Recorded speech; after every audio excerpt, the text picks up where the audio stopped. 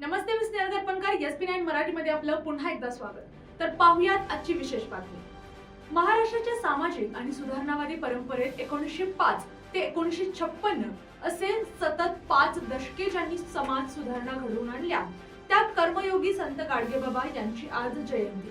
भुकेल्यांना अन्न, तहानलेल्यांना पाणी, गरीब मुलामुलींना शिक्षण, बेघरांना आसरा, दिव्यांगांना औषधोपचार, बेकारांना रोजगार, पशुपक्षी मुक्या प्राण्यांना अभय, गरीब तरुण तरुणींचे लग्न, दुःखी व हतबल असणाऱ्यांना हिंमत देण्याची आचरण सूत्री सांगून त्यालाच रोकडा धर्म म्हणणारे गाडगेबाबा आज स्वातंत्र्याच्या अमृत महोत्सवी पर्वातही समाजाचा आसरा बनून मार्गदर्शन करत आहे. तर पाहुयात आजची सविस्तर बातमी. संत गाडगेबाबा हे भारतीय समाज सुधारणेतील आधुनिक काळातील अत्यंत प्रेरणादायी व्यक्तिमत्व होते. वैराग्य, स्वच्छता, अंधश्रद्धा निर्मूलन आणि सर्वसामान्यांचे कल्याण हेच त्यांच्या जीवनाचे ध्येय होते. माणसात देव शोधा हा त्यांचा स्पष्ट संदेश समाजाला नवी दिशा देणारा ठरला.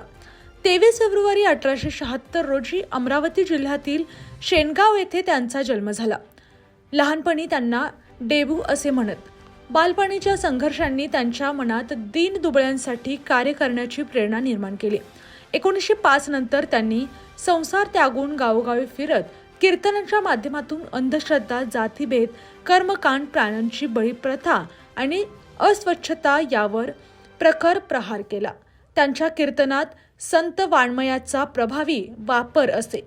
डॉक्टर बाबासाहेब आंबेडकर, आचार्य प्र.के. अत्रे यांच्यासारख्या विद्वानांनीही त्यांच्या कीर्तनाचे कौतुक केले. सिंहाला पहावे वनात आणि गाडगेबाबांना पहावे कीर्तनात असे गौरवद्वार अत्रेंनीही काढले होते.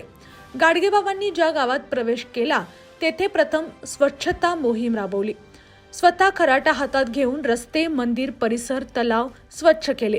त्यांनी धर्मशाळा, अन्नछत्र, गोशाळा उभारल्या. मुंबईतील जे हॉस्पिटल परिसरातही त्यांनी धर्मशाळा उभारून गरीब रुग्णांसाठी निवासाची सोय केली. त्यांचे संबंध कर्मवीर भाऊराव पाटील, डॉक्टर पंजाबराव देशमुख, तुकडोजी महाराज, साने गुरुजी यांच्यासारख्या समाजपुरुषांशी होते.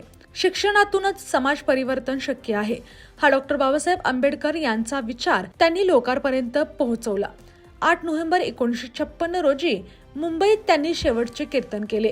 20 डिसेंबर 2056 रोजी वलगाव येथे त्यांचे निधन झाले. त्यांनी कधीही स्वतःच्या नावाने मठ उभारला नाही. मी कुणाचा गुरु नाही असे ते म्हणत. आजही त्यांचा वारसा जिवंत आहे.